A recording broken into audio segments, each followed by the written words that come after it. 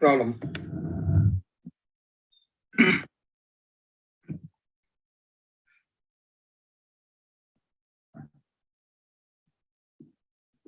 Hello.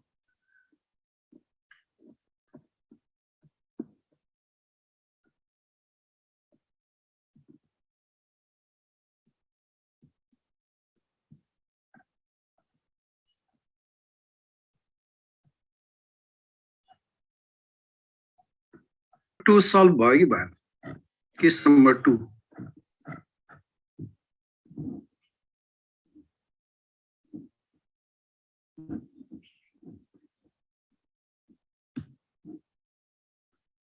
मेरो आवाज सुन्ने छैन क्या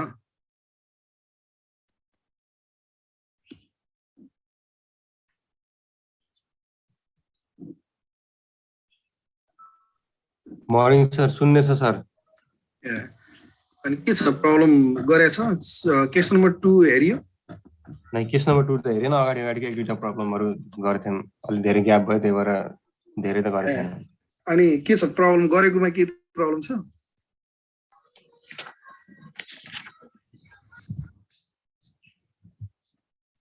गरेकोमा छैन सर त्यस्तो प्रब्लम 1 2 3 4 के गरेछौं छैन सो मैले हिजो केस नम्बर 1 सल्भ गरे थिए अब आज केस नम्बर 2 हेरौं त के छैन है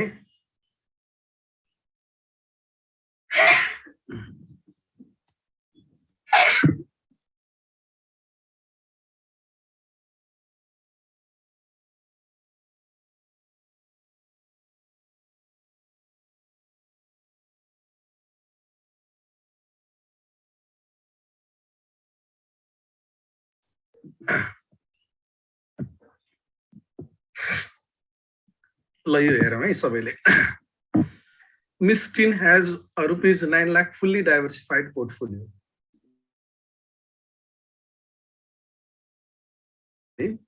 उसँग 9 लाख रुपैयाँको अहिले फुल्ली डाइभर्सिफाइड एउटा पोर्टफोलियो छ She subsequently inherited ABC company common stock worth rupees 1 lakh. उले ABC कम्पनीको कमन स्टक जसको अहिलेको भ्यालु 1 लाख छ टोटल त्यो चाहिँ एउटा पुर्ख्यौली सम्पत्तिको रूपमा उले पायो हैन भनेपछि उसँग अलरेडी 9 लाखको पोर्टफोलियो छ डाइभर्सिफाइड पोर्टफोलियो उले ABC कम्पनीको कमन स्टक उसलाई इनहेरिट्स हुन्छ भने उसको टोटल गरेर 9 लाख प्लस 1 लाख गरेर 10 लाखको पोर्टफोलियो हुन सक्छ टोटलमा new portfolio Our financial advisor provided her with the following forecast information. अब यहाँनिर हामीलाई के दिएको छ भन्दाखेरि त्यो ओरिजिनल पोर्टफोलियो भनेको यो 9 लाखको पोर्टफोलियोलाई बुझ्नु पर्यो हैन त्यसको एक्सपेक्टेड मन्थली रिटर्न दिएको छ अनि स्ट्यान्डर्ड डेभिएसन दिएको छ अनि जुन उले इनहेरिटेन्समा पाएको ABC कम्पनीको स्टक छ नि त्यसको एक्सपेक्टेड रिटर्न 1.25% र स्ट्यान्डर्ड डेभिएसन 2.95% छ अनि the correlation coefficient of ABC stock returns with the original portfolio return is 0.40. अब यहाँ हामीलाई के कमन इन्फर्मेसनहरु दिएछ मैले यहाँनिर त्यो इन्फर्मेसन नोट गरे सोलुसन गिवन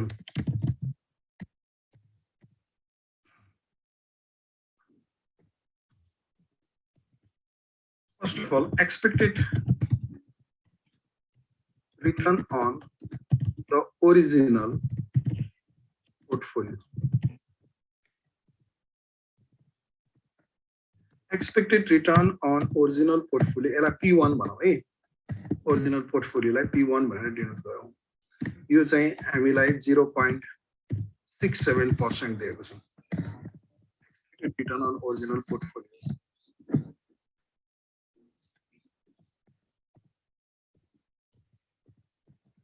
अनि त्यस्तै गरी गएर standard deviation of original portfolio standard deviation of original portfolio यो चाहिँ we denote it as sigma of the portfolio 1 P1 भनौं त्यो 2.37%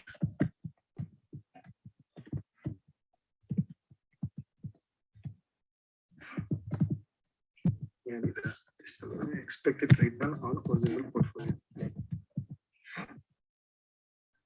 अनि त्यसपछि गएर अर्को छ एबीसी कम्पनीको एक्सपेक्टेड रिटर्न 1.25 दिएको छ expected return on ABC stock so this is expected return on ABC stock 1.25% अनि त्यस्तै गरी गएर standard deviation of ABC stock यसलाई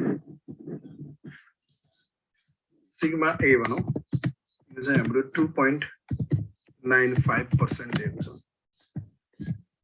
र फाइनली हामीलाई एबीसी कम्पनीको यो स्टक रिटर्न्स र ओरिजिनल पोर्टफोलियोको रिटर्न्स को कोरिलेसन 0.4 दिएको छ हैन त यो correlation between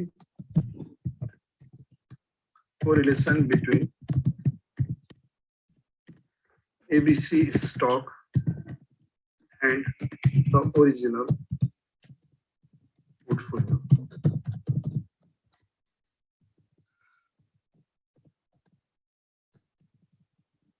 Correlation line, this is the row ABC stock and original portfolio is P1. This is 0.47.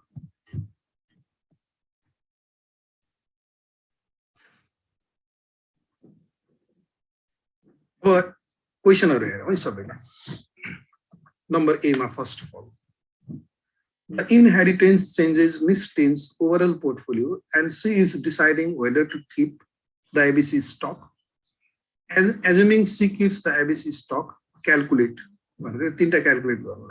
यहाँ भनेको के हो भने हामीसँग 9 लाख को ओरिजिनल पोर्टफोलियो छ र हामी इनहेरिटेन्समा 1 लाख को भ्यालु भएको एबीसी कमन स्टक रिसिभ गर्यौं अनि त्यो एबीसी कमन स्टक पनि हामीले आफ्नो पोर्टफोलियोमा नै इन्क्लुड गर्यौं भने त्यस्तो बेलामा हाम्रो जुन एउटा नयाँ पोर्टफोलियो बन्छ हाम्रो ओरिजिनल पोर्टफोलियो प्लस एबीसी स्टकलाई कम्बाइन गरेर हैन त्यो नयाँ पोर्टफोलियोको एक्सपेक्टेड रिटर्न कति हुन्छ covariance of returns with the original portfolio कति हुन्छ स्ट्यान्डर्ड डेभिएसन कति हुन्छ यो तीनटा क्याल्कुलेट गर्ने यसमा है पहिला हामीले first of all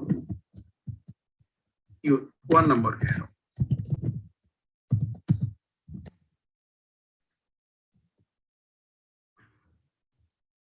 If we include ABC stock into the original portfolio and यदि हामीले ABC stock लाई ओरिजिनल पोर्टफोलियोमा इन्क्लुड गर्यो भने हाम्रो पहिला हामीले यहाँ क्याल्कुलेट गर्नुपर्ने के छ भन्दाखेरि the investment proportion in the new portfolio is given by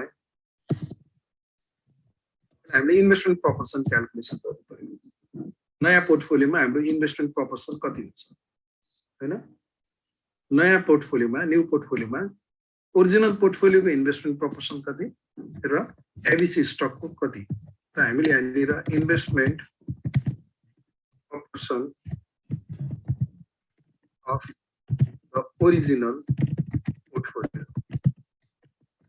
यहाँ हामीले W1 भनौं है यो भनेको जस्तै कि हाम्रो ओरिजिनल पोर्टफोलियोको वर्थ कति छ 9 लाख छ हैन 9 लाख क्वेशनमा भनेको 9 लाख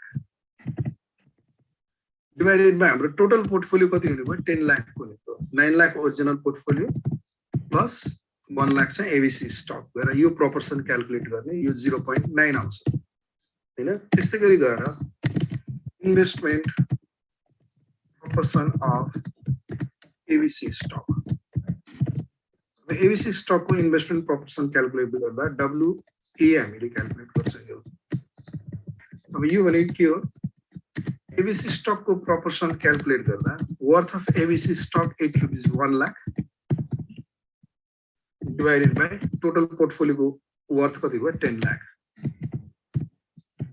अब यो सल्भ गर्यो भने हाम्रो 0.1 आउँछ अब यो भयो भने अब now we can calculate the expected return on the new portfolio is given by नयाँ पोर्टफोलियोको एक्सपेक्टेड रिटर्न निकाल्ने नयाँ पोर्टफोलियोलाई हामीले P2 भनेर डिनोट गरौँ है पोर्टफोलियो 2 अब नयाँ पोर्टफोलियोको एक्सपेक्टेड रिटर्न निकाल्दाखेरि investment proportion of ABC stock multiplied by expected return on ABC stock,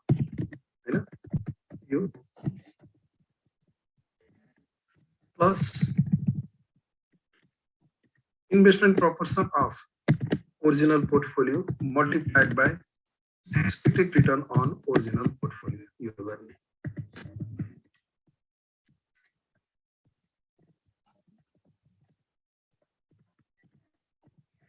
अब यो सल्भ गर्दाखेरि के हुने भयो this is equal to weight of ABC stock 0.1 into यसको एक्सपेक्टेड रिटर्न कति छ एक्सपेक्टेड रिटर्न चाहिँ 1.25 यो एबीसी स्टकको 1.25% अनि प्लस ओरिजिनल पोर्टफोलियोको वेट 0.9 र यसको एक्सपेक्टेड रिटर्न चाहिँ हामीलाई यहाँ 0.67 दिएको छ into 0.67%. Let's calculate करो ये आंसर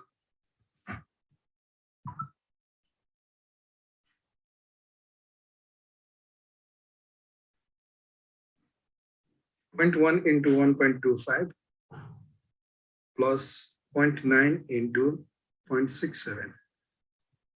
Well, that is 0.728%.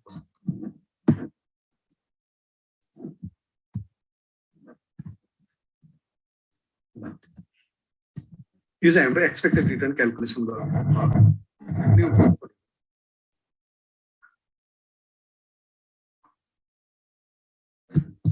यसको लागि कुनै न्यू फर्मुला हामीले कन्सिडर गर्नु पर्दैन जुन ओरिजिनल फर्मुला छ पोर्टफोलियो थ्योरीमा पढ्ने त्यही फर्मुला युज गर्ने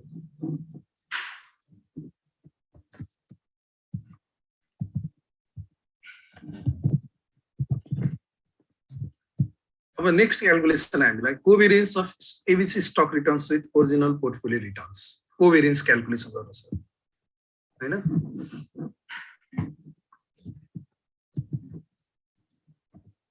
कोभेरियन्स of ABC stock returns with original portfolio is by covariance भनेको के हो covariance of A and B AB को हामीले covariance निकाल्दाखेरि सरी A and P1 भन्नु पर्यो है A र पोर्टफोलियो 1 को covariance निकाल्दाखेरि हामीले के गर्छ covariance भनेको के हुन्छ फर्मुला कोरिलेसन दिएको छ भने covariance निकाल्न हामीले के गर्छौं correlation multiplied by standard deviation of A multiplied by standard deviation of P1 यो गर्छ हैन यो फर्मुला हामीले युज गर्छौं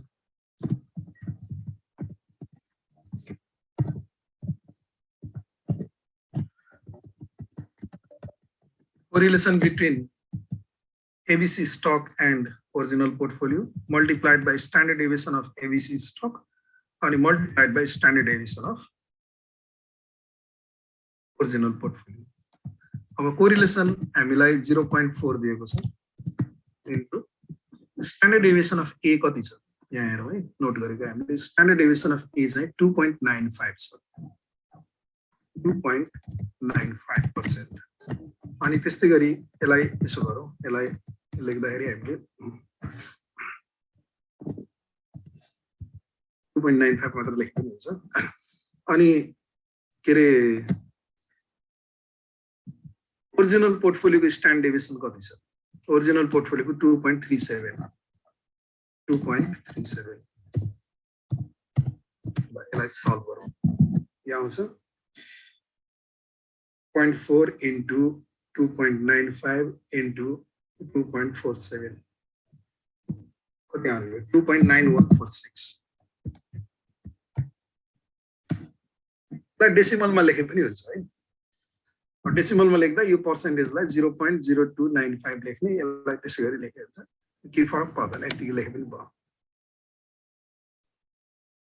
कोभेरियन्स यसरी क्याल्कुलेसन सर हजुर यो 2.37 हैन र 2.47 2.37 हो अच्छा होला मैले कति हेरे 2.37 हो ठीक thank you very much 2.37 calculation गल्ती भयो क्या त्यसो 0.4 into 2.95 into 2.37 2.7966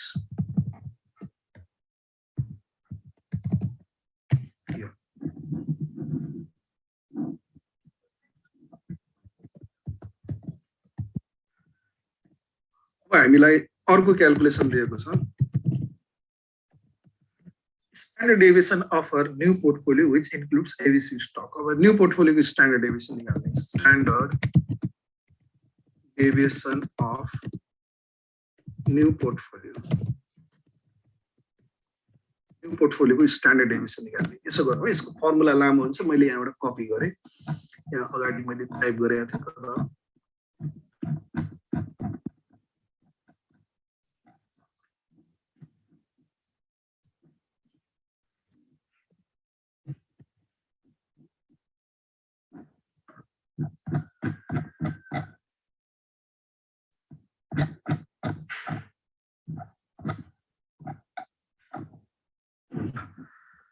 standard deviation of new portfolio formula यो लेखौँ है अब यसमा अलिकति हामीले सिम्बल चाहिँ चेन्ज गर्छौँ है न्यू पोर्टफोलियोलाई हामीले P2 भनेका छौँ यो गर्ने अनि यो एबीसी स्टकलाई ए भनेका छौँ WA standard deviation of A square यो ठिक छ WB को ठाउँमा हामीले P1 लेख्नु पर्यो अनि standard deviation of P1 square 2WA ठिकै छ WB लाई WP1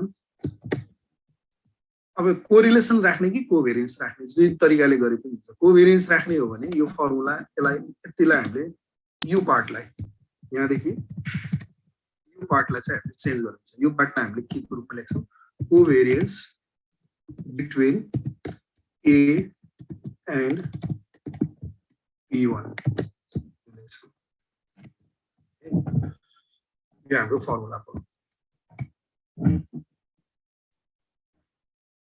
यो कोभेरियन्सको ठाउँमा यो फर्मुलामा कोभेरियन्सको ठाउँमा यतिको ठाउँमा यो लेखे पनि हुन्छ यो पार्ट कोरिलेसनको टर्म्समा लेखे पनि हुन्छ हामीले यहाँ कोभेरियन्स क्याल्कुलेट गरिरहेको हुनाले यो फर्मुलालाई अलिकति सर्टकट गरे मात्र हो अब यसपछि नाउ वी लाई हामीले रिप्लेस गरौँ है त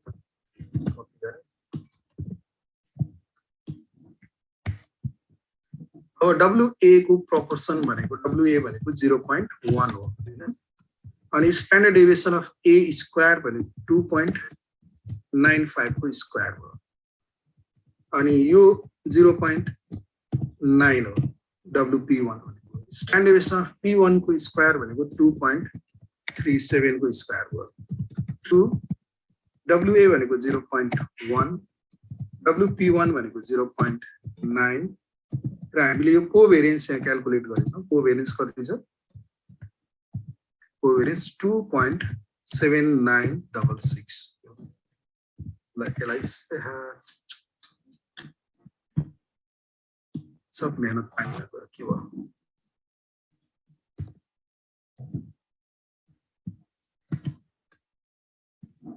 फेरि गरौँ है WA भनेको 0.1 यो 2.95 WP भनेको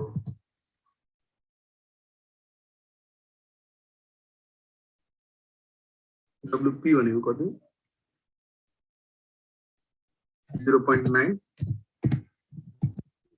सिग्मा P1 2.37 to WA 0.1 0.9 अनि यो चाहिँ हाम्रो 2.7966 ल यसलाई गरौँ अब यसलाई फर्दर सिम्प्लिफाई गरौँ फर्दर सिम्प्लिफाई गर्दाखेरि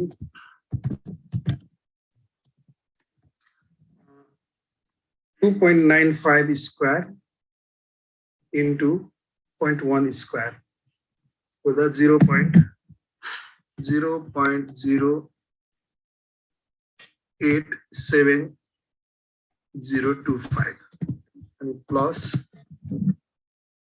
2.37 square into 0.9 square is a 4.54 9689 and plus 2 into 0.1 into 0.9 into 2.7966 is a 0.53388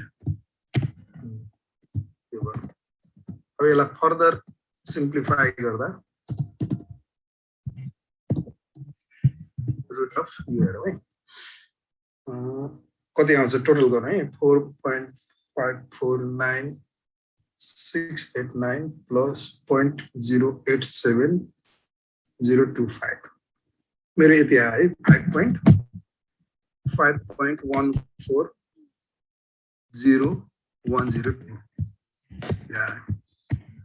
अब यसलाई सिम्प्लिफाई स्क्वायर रुट निकाल्दाखेरि यसको स्क्वायर रुट हुन्छ 2.27%. 2.27%. Sir, you 0.9 square 0.9 square into 2.37 को त 6.4269 आउँछ हैन र हो हेरौँला है एकैछिन है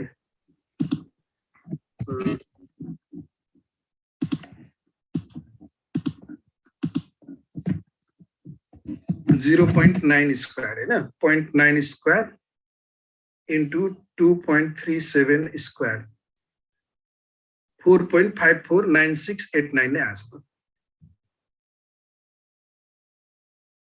त्यति नै आछ सर त्यति नै आउँछ मैले जोडेछु ल यसलाई यसरी हामीले न्यू पोर्टफोलियोको स्ट्यान्डर्ड डेभिएसन क्याल्कुलेट गर्यौं साह्रो भयो यसलाई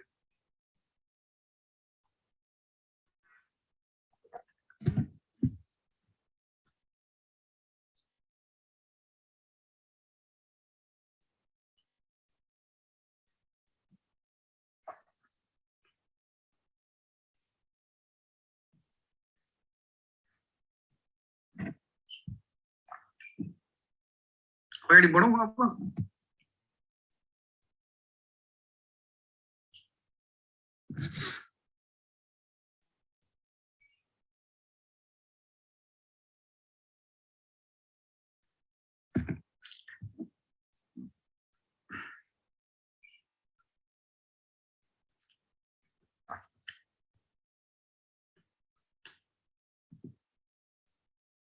ल अगाडि बढौँ है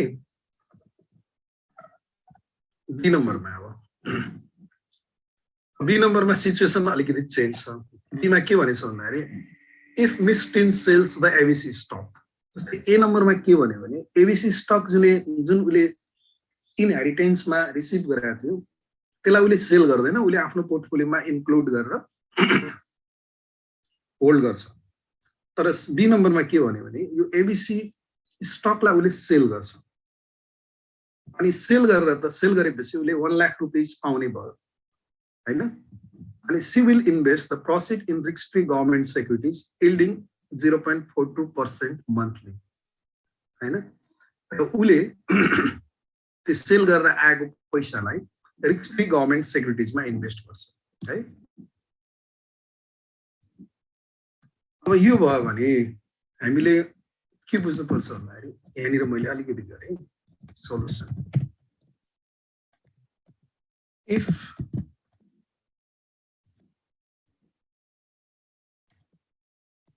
if Mistrin sells the ABC stock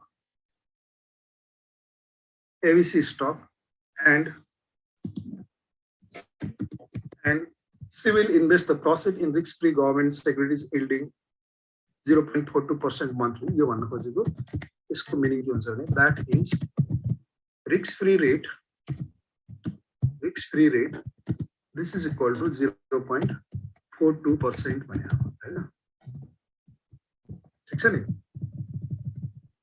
अनि उसको रिस्क फ्री एसेटमा इन्भेस्टमेन्ट प्रोपोर्सन के हुन्छ 0.1 हुने भयो ओरिजिनल पोर्टफोलियोको इन्भेस्टमेन्ट प्रोपोर्सन चाहिँ 0.9 नै छ एबीसी को 1 लाख हो त्यो 0.1 हुन्थ्यो तर त्यो उले होल्ड नगरेर त्यो 1 लाख सेल गरेर रिस्क फ्री गभर्नमेन्ट सेक्युरिटिजमा लगानी गर्यो हैन profit sorry to form a complete portfolio. यस्तो बेलामा उले कम्प्लिट पोर्टफोलियो फर्म गर्नको लागि यो गरेको छ भने अनि expected return on her new portfolio which includes the government securities भनेर सोधेको छ एकलाई मैले माथि लेखेर है त्यसलाई माथि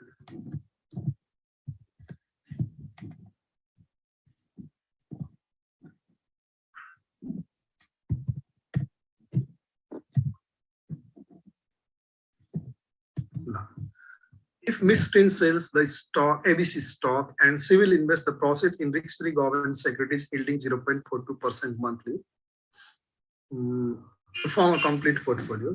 हैन यो भयो भने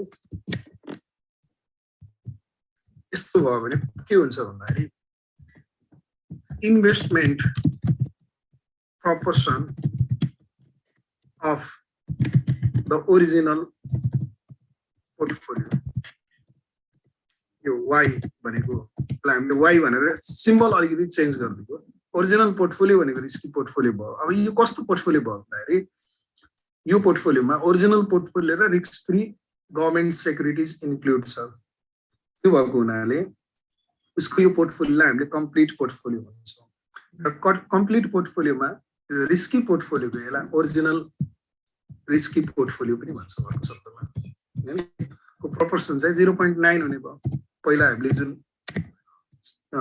वेट इज त्यही हैन अब यहाँनिर the expected return on the new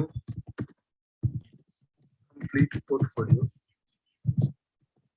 is given by अब नयाँ complete portfolio को expected return निकाल्ने expected return on the complete portfolio this is equal to risk free rate plus y multiplied by expected return on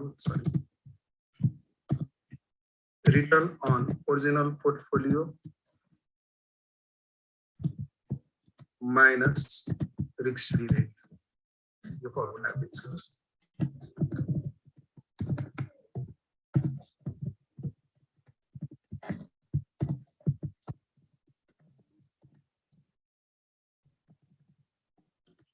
risk-free rate 0.42% plus investment proportion Y is 0.9 and original portfolio expected return कति थियो रे 0.67 हो क्या 67 yes 0.67% minus 0.42% यो let's solve 0.67 minus 0.42 into 0.9 plus 0.42 you got that is 0.645%.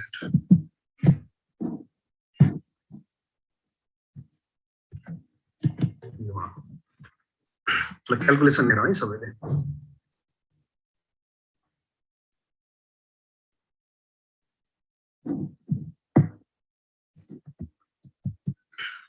अब एउटा मिठो question छ नम्बर 2 को covariance of the government securities return with the original portfolio return कति हुन्छ गभर्नमेन्ट सेक्युरिटिज रिटर्न को ओरिजिनल पोर्टफोलियो रिटर्न सितको कोभेरियन्स कति हुन्छ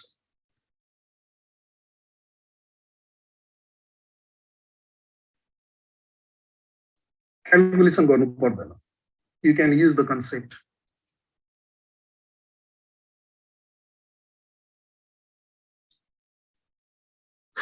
पहिलो कुरा हामीले के बुझ्नुपर्छ भन्दाखेरि गभर्नमेन्ट सेक्युरिटिजको रिटर्न भनेको ओरिजिनल पोर्टफोलियोको रिटर्नसित अनकोरिलेटेड हुन्छ यसरी बुझे पनि भयो अर्को तरिकाले गभर्नमेन्ट सेक्युरिटिजको रिटर्नको स्ट्यान्डर्ड डेभिएसन चाहिँ 0 हुन्छ किनकि त्यसमा रिस्क हुँदैन हैन स्ट्यान्डर्ड डेभिएसन 0 हुने बित्तिकै कोभेरियन्स पनि के हुने भयो 0 हुने भयो जस्तै कि यो फर्मुलामा हेरौँ न यो यही फर्मुलामा हेरेको छ यो कोरिलेसन 0 हुन्छ र यो ए भनेको मानव एक्सनको लागि रिस्क फ्री एसेटको स्ट्यान्डर्ड डेभिएसन यो पनि 0 हुने भयो भने यो होल एक्सप्रेसन नै के हुन्छ त 0 हुन्छ भनेपछि यहाँनिर हामीले थ्योरिटिकली लेख्ने यसको न्यूमेरिकल जरुरी छैन है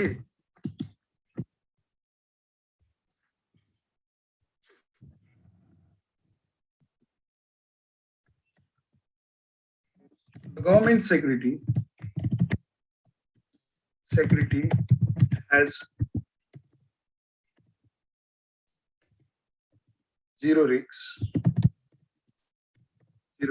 and it is not correlated with the risky portfolio. Hence, the covariance of the government security returns with the original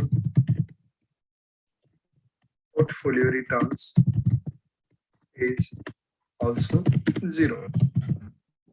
It is 0.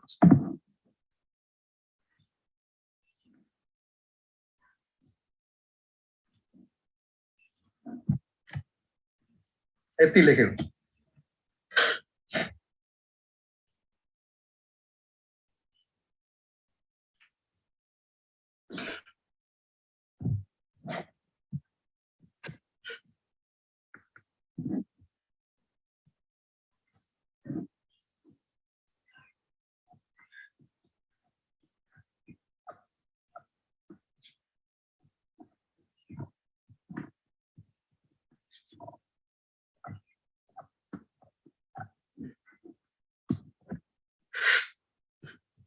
ल अब अगाडि बढौँ है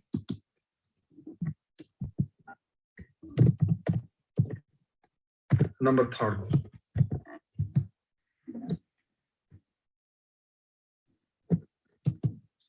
standard deviation of our new portfolio which includes the government securities हैन भन्नुको अर्थ complete पोर्टफोलियोको standard deviation निकाल्ने the standard deviation portfolio is given by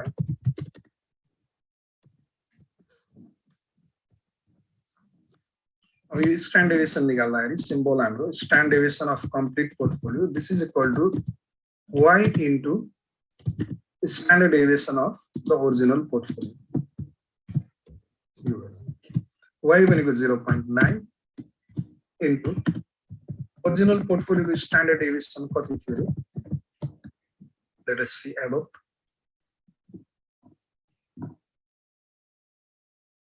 .37 हो 2.37% line solve गर्नु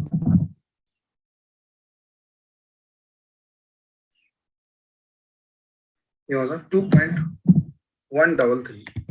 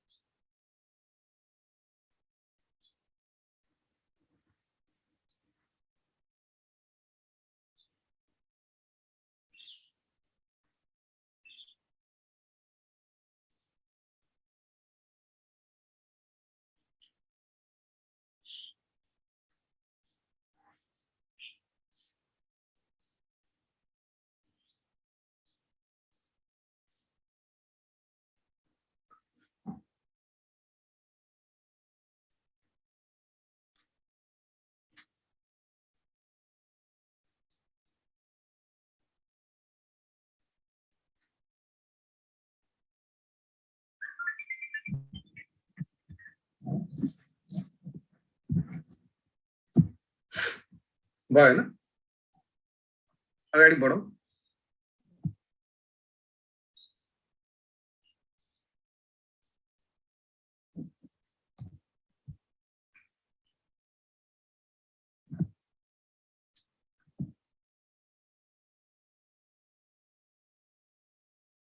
अब सी नम्बर हेरौँ है सबैले सी नम्बरमा determine whether the systematic risks of our new portfolio, which includes the government securities, will be higher or lower than that of our original portfolio. उसको जुन एउटा नयाँ पोर्टफोलियो छ नि जसमा गभर्नमेन्ट सेक्युरिटिज इन्क्लुड भएको यो बी नम्बरमा क्याल्कुलेट गरेको पोर्टफोलियो त्यसको सिस्टमेटिक रिस्क भनेको ओरिजिनल पोर्टफोलियो भन्दा बढी हुन्छ कि कम हुन्छ त्यसो सोधेको छ के होला ल भनौँ क्याल्कुलेसन गर्न सकिन्न है यो क्याल्कुलेसन गर्न मिल्दैन किनभने इन्फर्मेसन छैन किनकि सिस्टमेटिक रिस्क क्याल्कुलेसन गर्नको लागि हामीलाई मार्केटको भेरिएन्स थाहा हुनुपर्छ मार्केटको स्ट्यान्डर्ड डेभिएसन थाहा हुनुपर्छ पहिलो कुरा हैन अब यो मार्केटको भेरिएन्स वा स्ट्यान्डर्ड डेभिएसन नदिएको हुनाले क्याल्कुलेट गर्न सक्दैन हामीले बीटा क्याल्कुलेसन गर्न सक्दैन बीटा भनेको के हो भन्दाखेरि covariance divided by market variance हो नि त हैन covariance of any security with the market divided by the variance of the market. You have to systematic risk index beta को फर्मुला हो यो क्याल्कुलेट गर्न सक्दैन तर हामीले भर्बली आन्सर चाहिँ दिन सक्छौँ उसको यदि न्यू पोर्टफोलियोमा गभर्नमेन्ट सेक्युरिटिज इन्क्लुड छ भने त्यो पोर्टफोलियोको सिस्टमेटिक रिस्क र उसको ओरिजिनल पोर्टफोलियोको सिस्टमेटिक रिस्कमा कुन चाहिँ कम वा बढी हुन्छ भनेर हामीले आन्सर गर्छौँ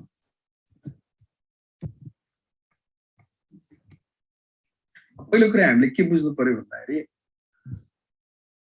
ओरिजिनल पोर्टफोलियो भनेको रिस्की पोर्टफोलियो त्यसमा सबै रिस्की पोर्टफोलियो रिस्की एसेटहरु इन्क्लुड भएको हुन्छ ओरिजिनल पोर्टफोलियोमा हैन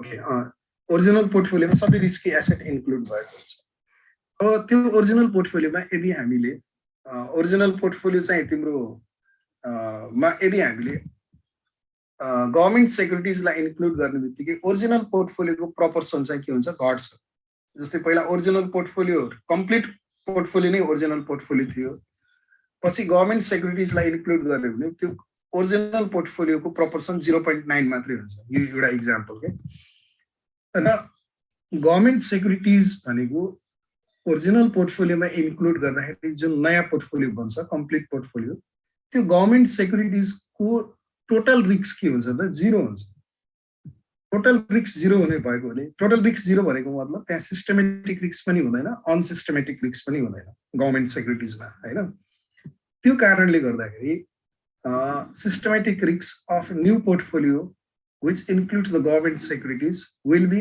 higher or lower than the original portfolio. ल भनौँ हायर हुन्छ कि लोअर हुन्छ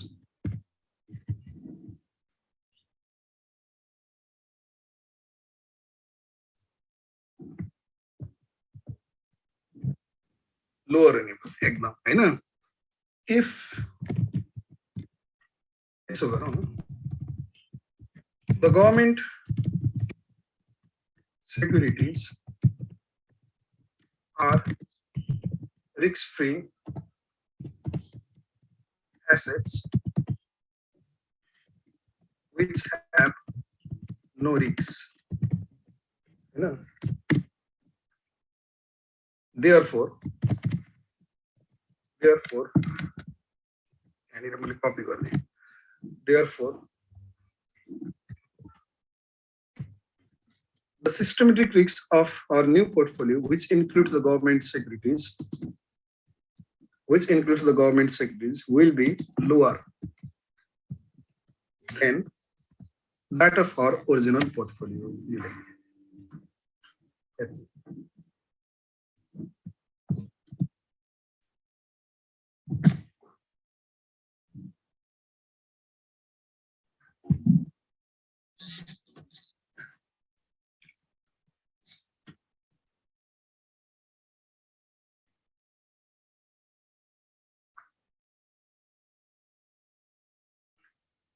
ल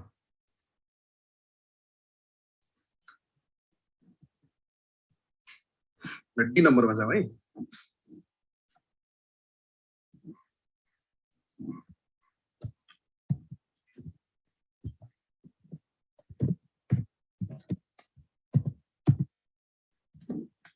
D number.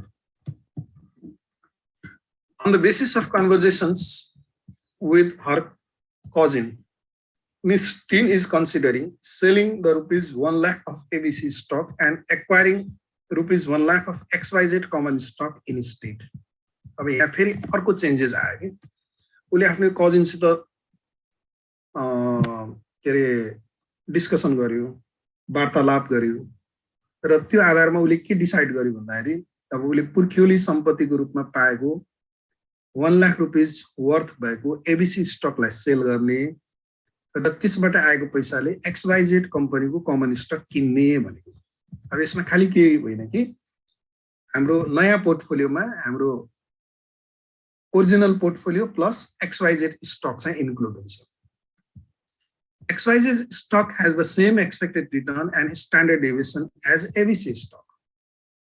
XYZ stock को पनि expected return र standard deviation ABC stock जस्तै छ।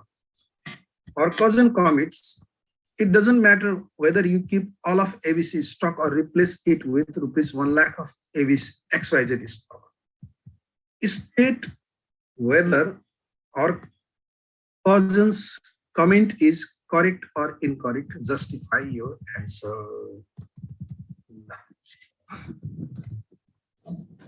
भनेको ठीक हो। अब एबीसी स्टक चाहिँ पोर्टफोलियो सम्पत्तिको रूपमा पायो अनि उले अब एबीसी स्टकलाई सेल गरेर आएको पैसा XYZ स्टकमा लगानी गर्ने उसको नयाँ पोर्टफोलियो बनाउनको लागि original portfolio plus XYZ stock. तर XYZ स्टकको क्यारेक्टरिस्टिक्स कस्तो छ भने रिस्क रिटर्न क्यारेक्टरिस्टिक्स एबीसी जस्तै छ। एक्सपेक्टेड रिटर्न र स्ट्यान्डर्ड डेभिएसन सेम छ एबीसी स्टकको। अब यो उसमा चाहिँ उसको कजिनले के कमेन्ट गर्यो भने अब एबीसी र XYZ को एक्सपेक्टेड रिटर्न र स्ट्यान्डर्ड डेभिएसन सेम छ, त्यसकारणले it does not matter whether you keep all of the ABC stock or replace it with ₹1 lakh XYZ stock. यो भने कि उसको कजिनले तिमीले अब एबीसी स्टक राखे पनि वा त्यसलाई XYZ स्टकले रिप्लेस गरे पनि केही मतलब छैन भनेर उसको कजिनले भन्यो। अब हामीले उसको कजिनको स्टेटमेन्ट चाहिँ करेक्ट हो कि इनकरेक्ट हो यो जस्टिफाई गर्ने भनेको भनेको छ। करेक्ट हो कि इनकरेक्ट ल भनौँ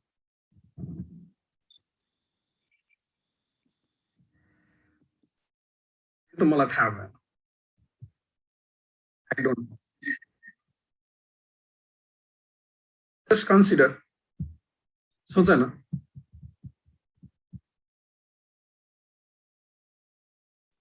उसको कजिनले के मात्र भनेछ खालि एक्सपेक्टेड रिटर्न र स्ट्यान्डर्ड डेभिएसन एबीसी कम्पनीको सँग बराबर छ XYZ कम्पनीको सँग हैन एबीसी र XYZ को बराबर छ। त्यही भएर दुईटामा जुन राखे पनि के मतलब हुँदैन भनेछ। उले भनेको कुरा ठीक हो त?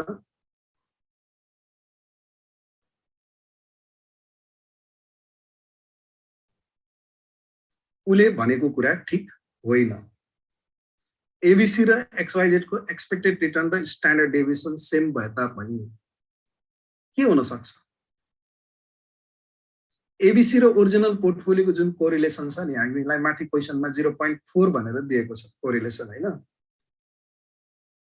एबीसी र XYZ को एक्सपेक्टेड रिटर्न र स्ट्यान्डर्ड डेभिएसन सेम हुँदैमा ओरिजिनल पोर्टफोलियो सित एबीसी को कोरिलेसन 0.4 छ भने XYZ को पनि 0.4 नै हुन्छ भन्ने छैन। बुझ्यो नि? It may be different than 0.4। त्यस्तो बेलामा नयाँ पोर्टफोलियो फर्म गर्दाखेरि एबीसी स्टक हाल्नु र XYZ स्टक हाल्नुमा फरक हुन सक्छ हैन। त्यही भएर सेम होइन यो कुरा बुझ्नु पर्यो। कोरिलेसन फरक हुन सक्छ। मानव एकछिनको लागि एबीसी र ओरिजिनल पोर्टफोलियोको कोरिलेसन 0.4 आछ अरे मानौ। तर ओरिजिनल पोर्टफोलियो र XYZ को यदि कोरिलेसन -0.4 आयो भने के हुन्छ? XYZ इन्क्लुड गर्नु राम्रो हुन्छ हैन र? त्यो +4 छ भने यो -4 हुन सक्छ। एबीसी र ओरिजिनल पोर्टफोलियोको कोरिलेसन 0.4 छ भने एबीसी एक्सवाइजेड र ओरिजिनल पोर्टफोलियोको कोरिलेसन -0.4 पनि त हुन सक्छ हैन। त्यही भएर कोरिलेसन मे बी डिफरेन्ट हैन। अब हामीले के लेख्ने भन्दाखेरि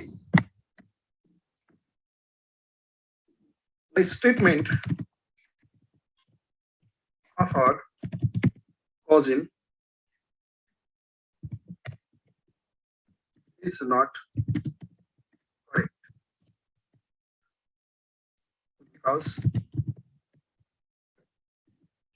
because correlation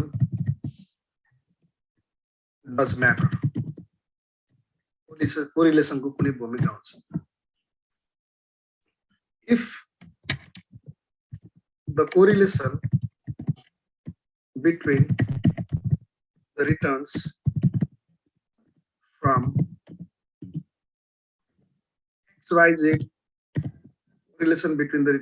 XYZ stock and the original portfolio is different than 0.4.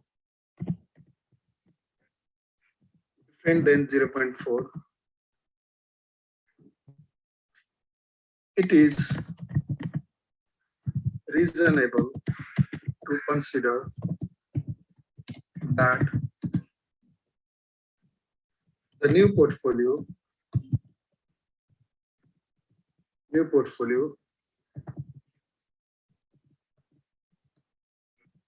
with XYZ stock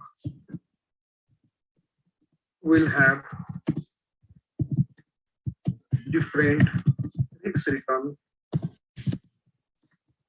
characteristics,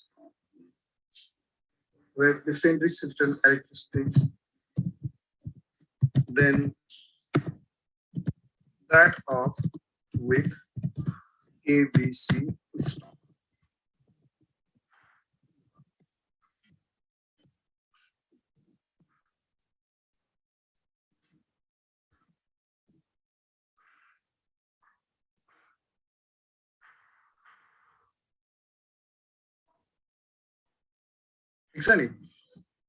original portfolio र एबीसी स्टक को कोरिलेसन 0.4 थियो। अघि हामीले क्वेशनले भने अनुसार क्वेशनको बेसमा हैन। तर यदि एक्सवाइजेड स्टक र ओरिजिनल पोर्टफोलियोको कोरिलेसन 0.4 भन्दा फरक भयो भने एक्सवाइजेड स्टक सित मिलाएर बनाएको नयाँ पोर्टफोलियोको रिस्क रिटर्न क्यारेक्टरिस्टिक्स पनि के हुन सक्छ त फरक हुन सक्छ एबीसी स्टक सितको भन्दा। त्यही भएर यो चाहिँ हामीले यसरी एन्सर लेख्नु पर्यो है।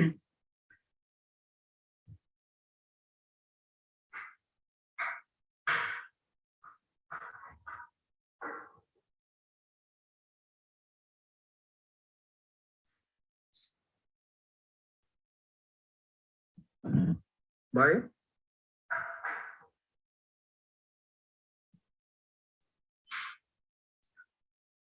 साह्रो यो अगाडि बढौँला।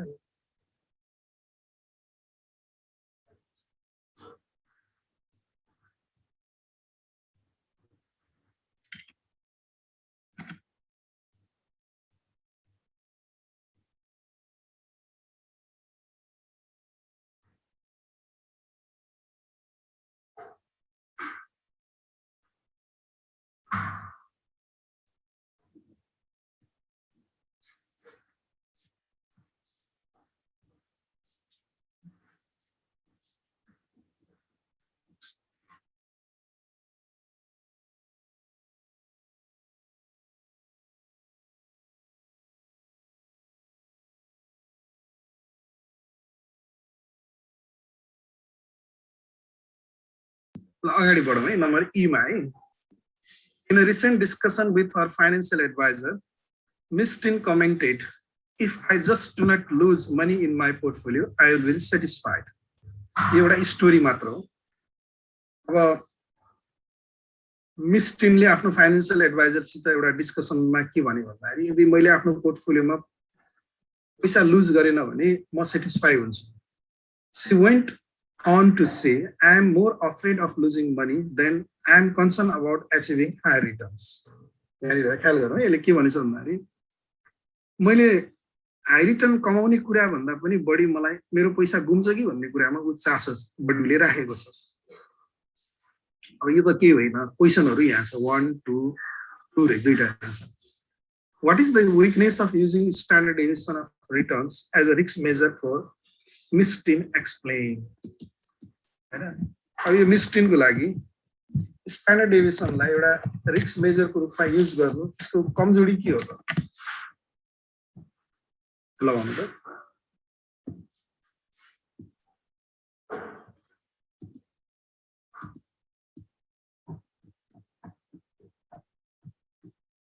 तपाईहरुलाई मैले यो देखाएँ पहिले, कहाँ गयो भन्दाखेरि यो यहाँ हेरौँ मिस्टिनको अलरेडी के छ, मिस्टिन as a 9 lakh fully diversified portfolio. Sorry, यसमा यसको फाउन्डेसनमा हामीले एन्सर दिन्छौँ। उसको अहिलेको पोर्टफोलियो के छ? फुल्ली डाइभर्सिफाइड पोर्टफोलियो छ है। उसको अहिलेको पोर्टफोलियो फुल्ली डाइभर्सिफाइड छ भने एउटा फुल्ली डाइभर्सिफाइड पोर्टफोलियोमा हामीले कुनै पनि स्टकहरु एड गर्यौं भने त्यो स्टकले फुल्ली डाइभर्सिफाइड पोर्टफोलियोमा कन्ट्रिब्युट गर्ने रिस्क भनेको टोटल रिस्क होइन। टोटल रिस्कलाई स्ट्यान्डर्ड डेभिएसनले मेजर गरेको छ हैन, त्यो टोटल रिस्क कन्ट्रिब्युट गर्दैन। त्यसले खाली सिस्टमेटिक कम्पोनेन्ट अफ रिस्क मात्र कन्ट्रिब्युट गरेको हुन्छ। त्यसकारणले गर्दाखेरि यो स्ट्यान्डर्ड डेभिएसन चाहिँ युज गर्नु हुँदैन हैन। अब यहाँ हामीले के लेख्नु पर्यो भने Mysten is currently holding a fully diversified portfolio. A standard deviation is a measure of total risks. Standard deviation is a total risk measure. The total risk measure. However, the total risk is irrelevant in the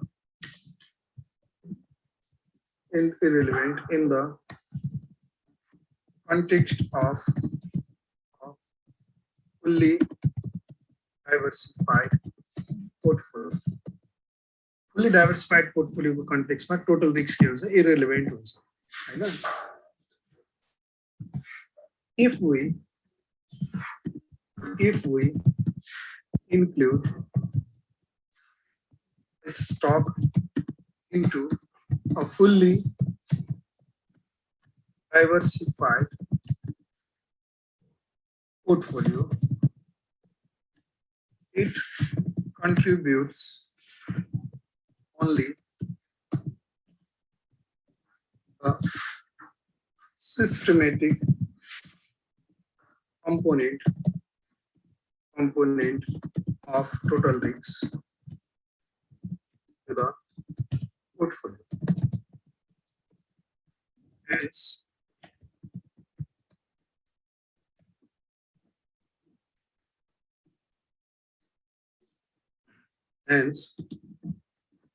for an investor like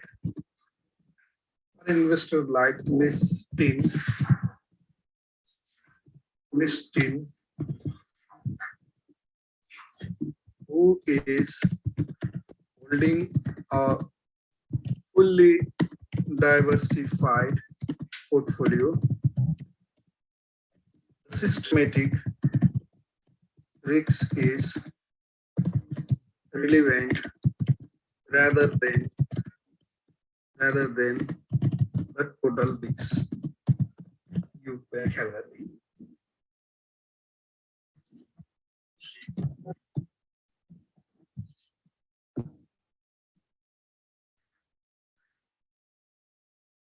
ल मैले त 1 को answer दिँदाखेरि 2 को पनि answer दिइसके।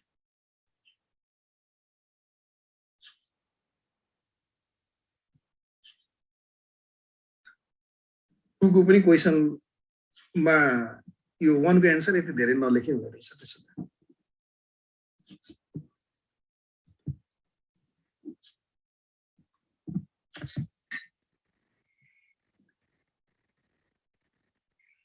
के रे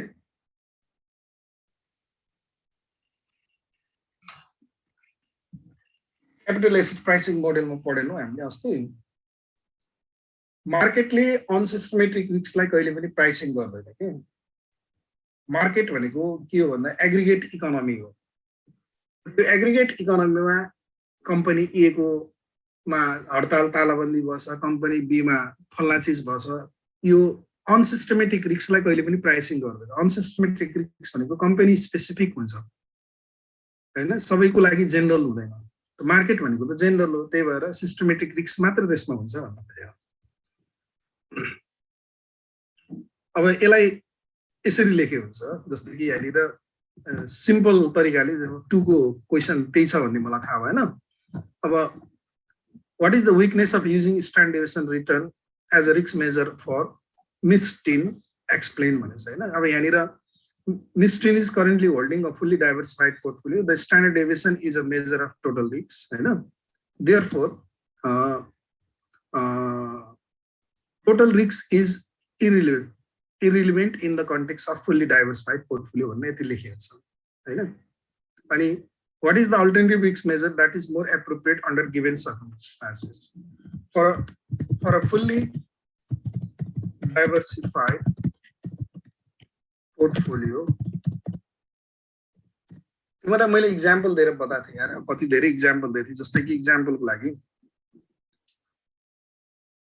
एउटा पोर्टफोलियो फुल्ली डाइभर्सिफाइड भयो भने के हुन्छ भन्दाखेरि जति पनि इरेगुलर रिजनहरुबाट क्रिएट हुने रिस्क हुन्छ नि त्यो रिस्क चाहिँ मार्केटले त्यसलाई प्राइसिङ गर्दैन के जस्तै इक्जाम्पलको लागि भनौँ न हामीले एउटा मात्र स्टक होल्ड गरेछौँ भने त्यो एउटा स्टकको रिस्कले त्यो पोर्टफोलियोलाई कम्प्लिटली असर पार्छ हो कि हैन मैले क्वाइन टसिङको इक्जाम्पल दिएँ नि जस्तै हामीले हेड एन्ड टेलको अब बेट लगायो क्वाइन टसिङमा एउटा मात्र टस एक पटक गर्यो भने हेड आयो पायो टेल आयो गुम्यो रिस्क हुन्छ हैन तर त्यही क्वाइनलाई चाहिँ 100 टाइम्स यदि हामीले टस गर्यो भने हामीले कम्प्लिटली लुज गर्नको लागि 100 टाइम्स नै लुज गर्नुपर्छ हो तर त्यो प्रोबेबिलिटी एकदमै कम हुन्छ त्यही भएर डाइभर्सिफाइड भयो भने फुल्ली डाइभर्सिफाइड भयो भने सिस्टमेटिक रिस्क मात्रै बाँकी हुन्छ तर fully diversified portfolio only the systematic risk is relevant. Therefore,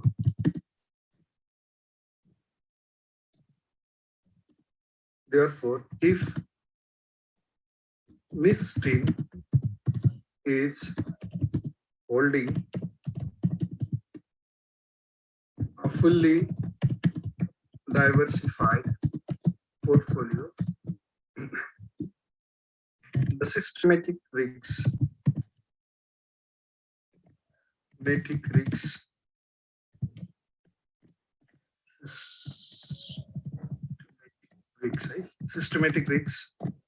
is more appropriate under given circumstances.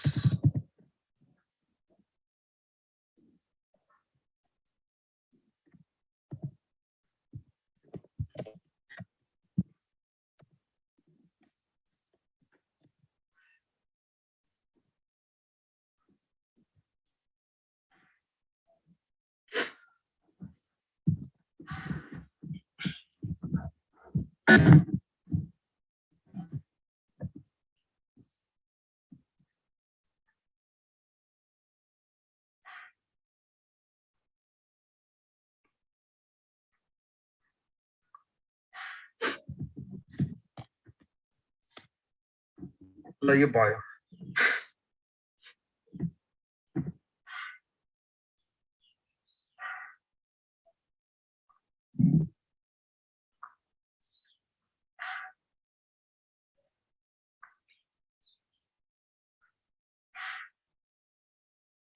यसमा न्यूमेरिकल थ्योरेटिकल एक्सप्लेनेसनहरु पनि धेरै छ यो प्रब्लम पनि एउटा राम्रो प्रब्लम हो तिमीहरुको बाँकी त्यो स्लोली प्र्याक्टिस गरेकोहरु के छ अब त्यो त मैले पढाउनु पर्ने केही पनि छैन अब तिमीहरुले प्र्याक्टिस गरेर नजानेको सोध्ने कुरा मात्रै बाँकी रह्यो कसैको केही छ भने सोधौं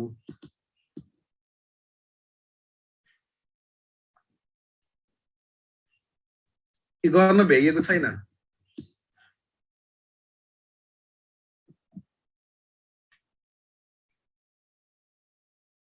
कोही छैन गरेको सल्भ गरेको र नजानेको त्यस्तो क्वेशन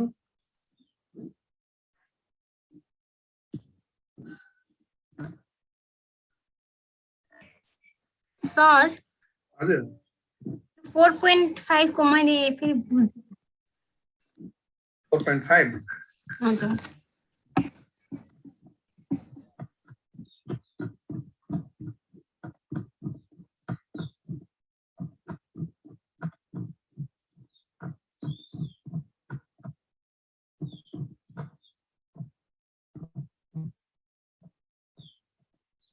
यो त मैले सल्भ गर्दै रहेछु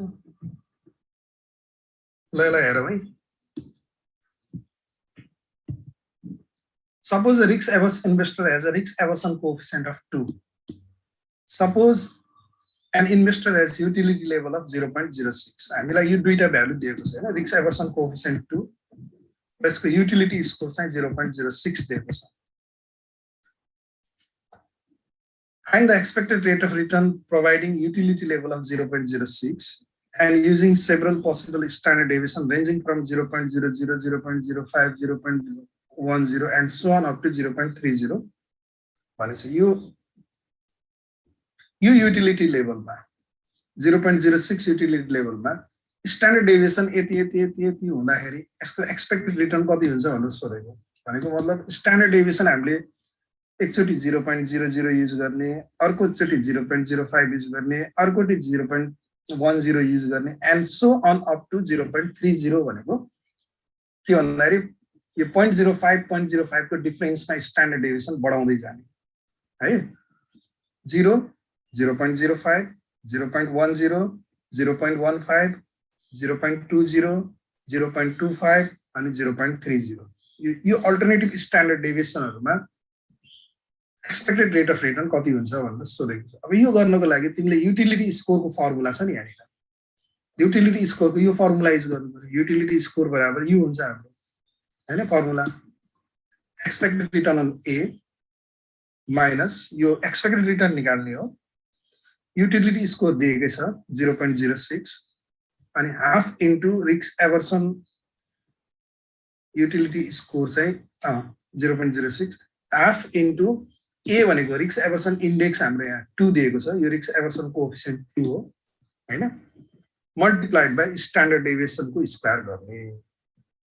अब यो क्याल्कुलेसनमा पहिलो के हुनु पर्यो पहिलो स्ट्यान्डर्ड डेभिएसन चाहिँ 0 हुँदा कति हुन्छ भनेपछि यो स्ट्यान्डर्ड डेभिएसनको भ्यालु 0 राख्दा यहाँनिर है यही फर्मुलामा मैले अरु केही गरिन यसलाई मैले तल गाले.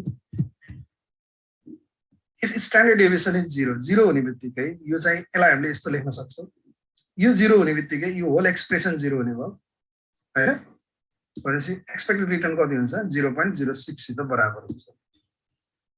अनि इफ स्ट्यान्डर्ड डेभिएसन इज 0.05 भने के हुन्छ अब यो स्ट्यान्डर्ड डेभिएसन एट 0.05 हालेर सल्भ गर्ने यो सल्भ गर्दा एक्सपेक्टेड रिटर्न कति आउँछ 0.0625 आउने भयो है.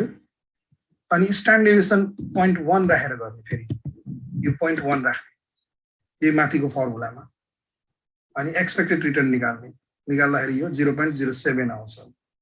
फेरि स्ट्यान्डर्ड डेभिएसन 0.15 राख्ने 0.05 ले बढाउँदै लाने के 0.15 राख्दा यो आउँछ मैले यहाँ सल्भ गरिन 0.20 राख्दा यो आउँछ 0.25 राख्दा यो आउँछ 0.30 राख्दाखेरि यो आउँछ. यसरी हामीले एक्सपेक्टेड रिटर्न चाहिँ अल्टरनेटिभ स्ट्यान्डर्ड डेभिएसनहरुमा एक्सपेक्टेड रिटर्न कति हुन्छ for a given level of utility and risk aversion coefficient त्यही क्याल्कुलेट गर्ने.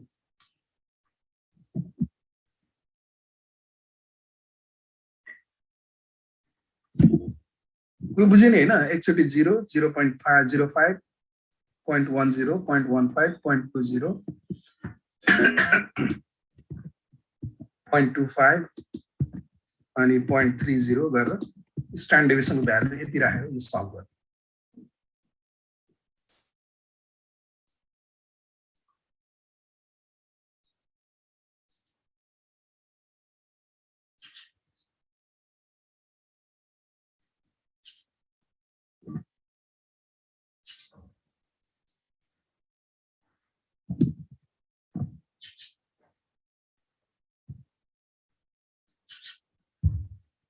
साह्रो नि यसलाई।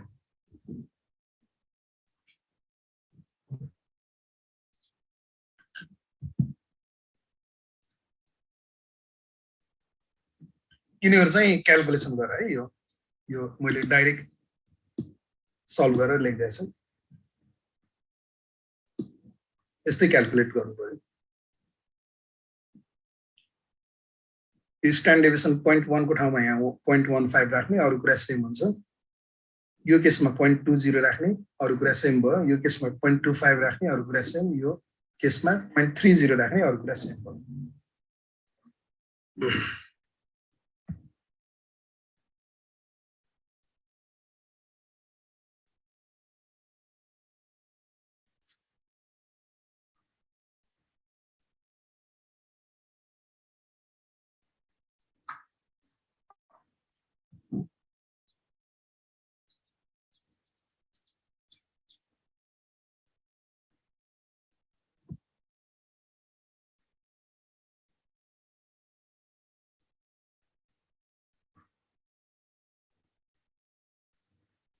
ल अगाडि बढौं यसको।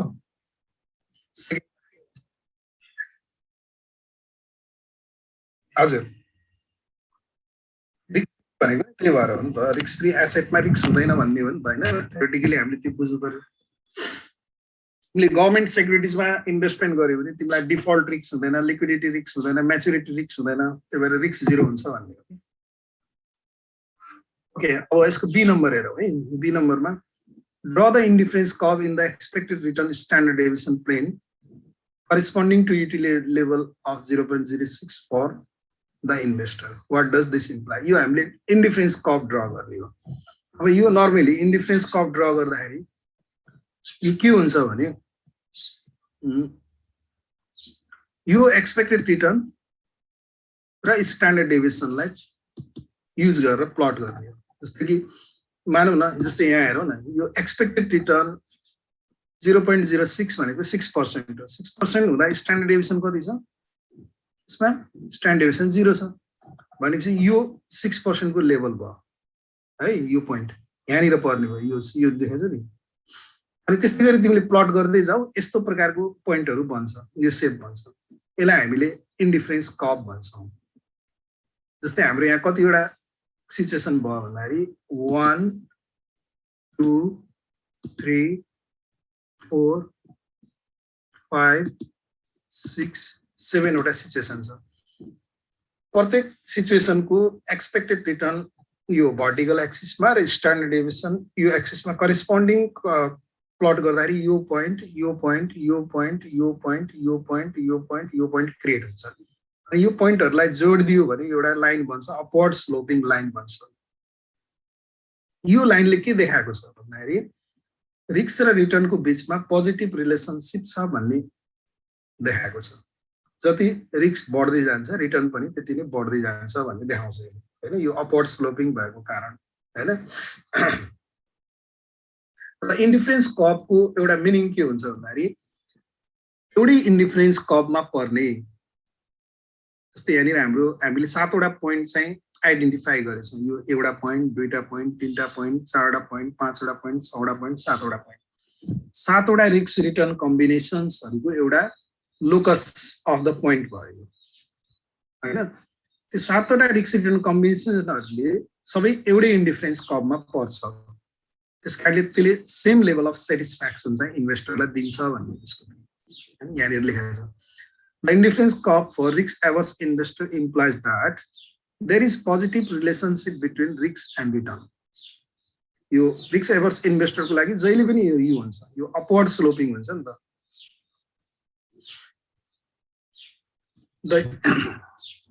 Indifference curve for risk averse investor has positive slope, which implies that there is positive relationship between risk and return. The alternative risk return combination on the same indifference curve. Alternative risk return combination भनेको यसलाई भन्नु खोजेको यो point यिनीहरुलाई एउटै indifference curve मा पर्ने सबै alternative risk return combination ले के गर्छ त provides the same level of utility to a risk averse investor. Risk averse investor लाई same level of utility दिन्छ भनेको त्यसले है के गर्ने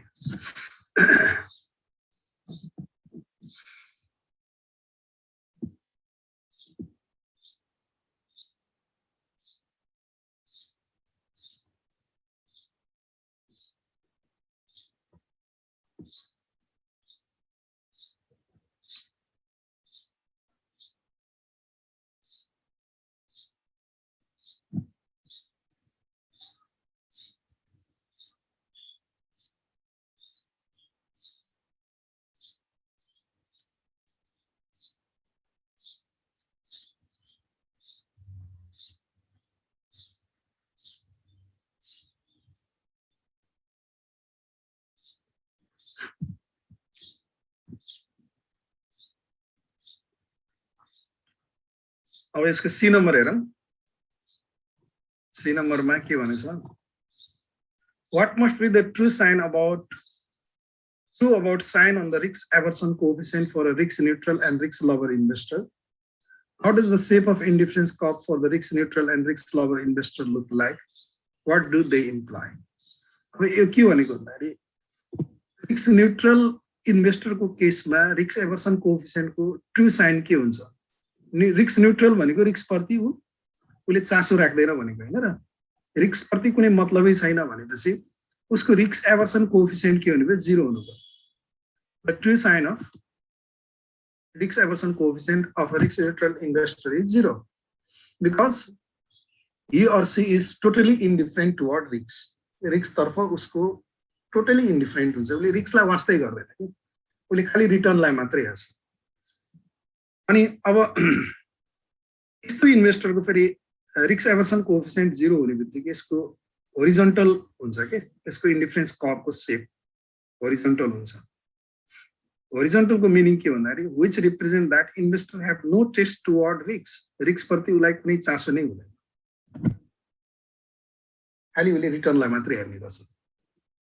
अनि अर्कोतिर shape of indifference curve for risk seeker investor is vertical which shows that the investor has no taste toward return यो रिस्क सिकर इन्भेस्टर को रिटर्न प्रति कुनै टेस्ट हुँदैन उले रिस्क लाई एउटा एडभेन्चर को रूपमा लिन्छ हैन रिस्क लाई उले एडभेन्चर को रूपमा इन्जोय गर्ने उसको ह्याबिट हुन्छ त्यही भएर उ चाहिँ रिटर्न प्रति टोटली टेस्टलेस हुन्छ त्यही भएर उसको चाहिँ भर्टिकल हुन्छ भने यसरी सीको सोच है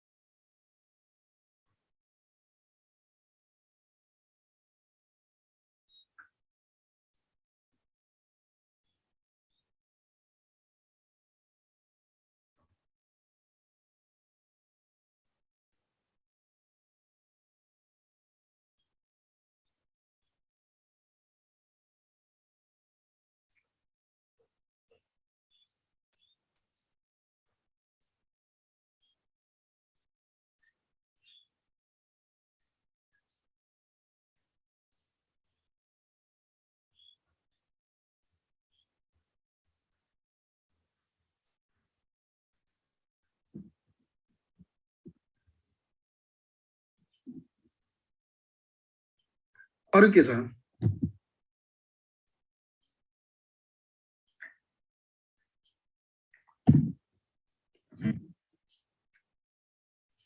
What are other problems?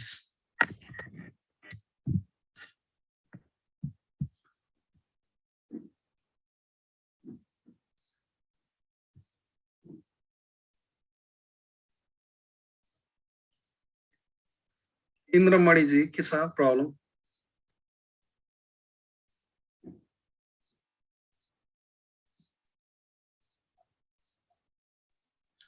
Sir अरू त धेरै ट्राई गरेको छैन सर। किन हो र यत्रो दसैँको छुट्टीमा खालि जिम गर्दै बस्दै हो क्या?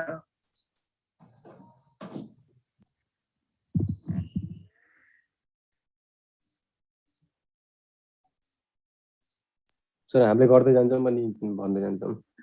ल तिमीहरूको भोलि एफआइएम को क्लास छ कि होइन? हजुर ल भोलि र पर्सि एफआइएम को, त्यसपछि उसको स्ट्राटेजिक म्यानेजमेन्ट। अब नेक्स्ट सन्डे चाहिँ अलि बाँकी अब 4-5 दिन बाँकी छ, अलि धेरै कम्प्लिट गरेर यो च्याप्टरको न्युमेरिकल चाहिँ भ्याउने गरी, सोधेर भ्याउने गरी, त्यसै होइन आफूले जानेन भने प्रब्लम भयो भने सोधेर भ्याउने गरी अब आउनु पर्ला है। हुन्छ सर। अब अलि धेरै प्र्याक्टिस गरौँ। अब हामी पढ्ने अर्को नेक्स्ट विक मात्रै हुन्छ मेरो क्लास, त्यसपछि तिहार लागिहाल्छ। अनि तिहार पछि अब तिमीहरूलाई नोटिस आउँछ 22-23 गते कहिलेदेखि हाम्रो क्लास भनेर चाहिँ मलाई एक्ज्याक्ट याद भएन, फिजिकल क्लास हुन्छ त्यसपछि है त।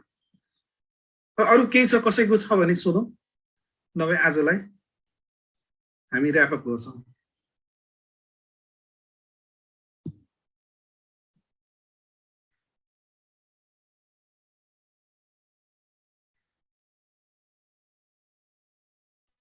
बन्द गरौँ? हुन्छ सर। ल बाई बाई आजलाई।